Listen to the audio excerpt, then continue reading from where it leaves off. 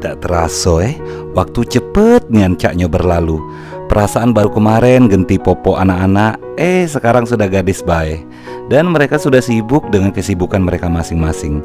Kadang kesepian yang di rumah, rindu mereka lari-lari, coret-coret dinding, nangis minta susu. Mereka yang terlalu cepat tumbuh, aku yang kurang perhatian dengan perkembangan mereka. Tapi suatu hari mereka tiba-tiba duduk seharian di dekat aku. Walaupun sibuk dengan handphone masing-masing sih, setidaknya aku bisa ngeliat mereka bisa dekat sama ayahnya. Bahagian yang rasanya dapat momen cak ini. Tumben kamu galak ngumpul sama ayah.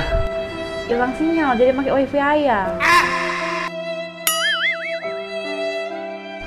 Oh, jadi kamu ngumpul di sini ini cuma manfaatin wifi ayah? Oke. Mati. Mangkonyo, beli iPhone second berkualitas dan murah di Wong Kito Sel PS Mall bae. Dari parkiran motor, nolnya dikit ada pelang warna hijau. Bisa cash dan kredit dengan cuma modal KTP bae loh.